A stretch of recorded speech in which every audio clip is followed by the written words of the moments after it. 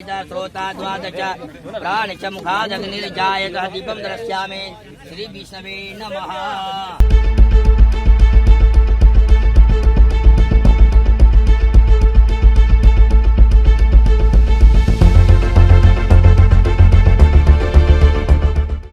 सड़क पर पंडित जी बैठे हुए हैं, उनके आसपास में जजमान भी बैठे हुए हैं।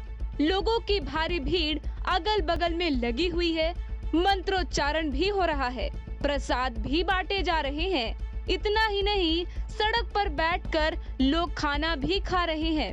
अब आप सोच रहे होंगे कि पूजा हो रही होगी और क्या हो सकता है, तो आपको बता दे कि ये पूजा कोई मामूली पूजा नहीं है, बल्कि ये चेतावनी पूजा है जो पूर्व सीएम जीतन राम मांझी के लिए की जा रही है। इस चेतावनी पूजा का लाइव टेलीकास्ट आपको जीतन राम मांझी की आवाज से ही देखने को मिलता, लेकिन क्या करें, वहां उनकी आवाज की सुरक्षा इतनी बढ़ा दी गई कि लोग अंदर नहीं जा पाए। ऐसा हम नहीं कह रहे, हिंदू संगठन कह रहा है, जिसने जीतन राम मांझी को उनकी आवाज पर सत्यनारायण भगवान की कथा कहने की चेतावनी दी थी। या गंगा जल उनके घर पे छीट के उनका घर भी शुद्धिकरण कर दिया। उनको तो शुद्धिकरण कर नहीं सकते हैं, क्योंकि वो इतना गंदा मानसिकता लेके आए हैं इस बिहार में, इस बिहार को बर्बाद करने के लिए। क्योंकि जाति का कार्ड खेलना इस बिहार को बर्बादी की ओर ले जाने के लिए है।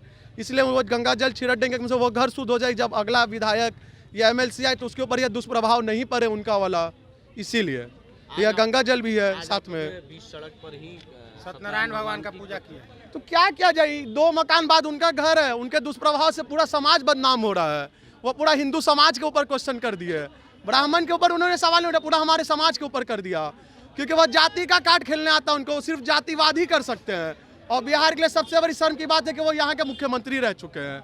बस यही बात कहना चाहेंगे, और यही गंगा जल है जिस घर से उनका घर शुद्धिकरण किया जाएगा। हिंदू संगठन पुत्र ने जीतन राम मांझी को उनकी आवाज पर भगवान सत्यनारायण भगवान की कथा कहने की चेतावनी दी थी। उन्हें जब अंदर जाने की इजाजत नहीं मिली तो वो लोग सड़क पर ही बैठकर पूजा करने लगे। इतना ही नहीं, साथ ही साथ भंडारा भी करवा दिया। हिंदू संगठन ने कहा कि एक नेता को भगवान के ऊपर, ब्राह्मणों के ऊपर अभद्र टिप्पणी करना शोभा नहीं देता।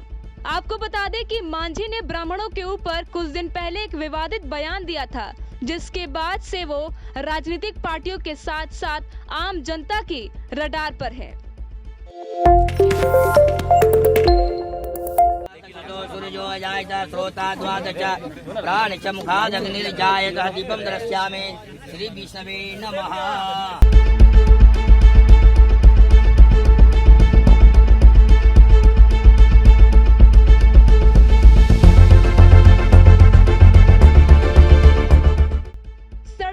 पंडित जी बैठे हुए हैं, उनके आसपास में जजमान भी बैठे हुए हैं। लोगों की भारी भीड़ अगल बगल में लगी हुई है, मंत्रोच्चारण भी हो रहा है, प्रसाद भी बांटे जा रहे हैं। इतना ही नहीं, सड़क पर बैठकर लोग खाना भी खा रहे हैं। अब आप सोच रहे होंगे कि पूजा हो रही होगी और क्या हो सकता है, तो आपको बता दे कि ये पूजा कोई मामूली पूजा नहीं है, बल्कि ये चेतावनी पूजा है जो पूर्व सीएम जीतन राम मांझी के लिए की जा रही है। इस चेतावनी पूजा का लाइव टेलीकास्ट आपको जीतन राम मांझी की आवाज से ही देखने को मिलता, लेकिन क्या करें, वहां उनकी आवाज की सुरक्षा इतनी बढ़ा दी गई कि लोग अंदर नहीं जा पाए। ऐसा हम नहीं कह रहे, हिंदू संगठन कह रहा है, जिसने जीतन राम मांझी को उनकी आवाज पर सत्यनारायण भगवान की कथा कहने की चेतावनी दी थी। या गंगा जल उनके घर पे छीट के उनका घर भी शुद्धिकरण कर दिया। उनको तो शुद्धिकरण कर नहीं सकते हैं, क्योंकि वो इतना गंदा मानसिकता लेके आए हैं इस बिहार में, इस बिहार को बर्बाद करने के लिए। क्योंकि जाति का कार्ड खेलना इस बिहार को बर्बादी की ओर ले जाने के लिए है। इसलिए वो गंगा जल छिड़क देंगे, वो घर शुद्ध हो जाए। जब अगला विधायक या एमएलसी आए तो उसके ऊपर यह दुष्प्रभाव नहीं पड़े उनका वाला, इसीलिए यह गंगा जल भी है। साथ में बीच सड़क पर ही सत्यनारायण भगवान का पूजा किया, तो क्या किया जाए, 2 मकान बाद उनका घर है, उनके दुष्प्रभाव से पूरा समाज बदनाम हो रहा है। वो पूरा हिंदू समाज के ऊपर क्वेश्चन कर दिए, ब्राह्मण के ऊपर उन्होंने सवाल नहीं उठाया, पूरा हमारे समाज के ऊपर कर दिया। क्योंकि वह जाति का कार्ड खेलने आता है, उनको सिर्फ जातिवाद ही कर सकते हैं।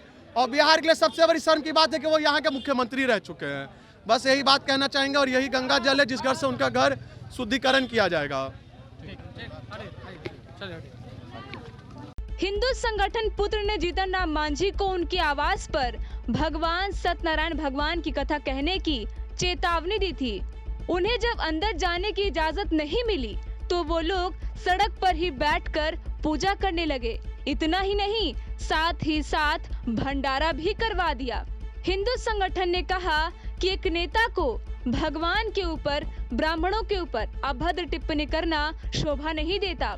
आपको बता दें कि मांझी ने ब्राह्मणों के ऊपर कुछ दिन पहले एक विवादित बयान दिया था, जिसके बाद से वो राजनीतिक पार्टियों के साथ साथ आम जनता की रडार पर है।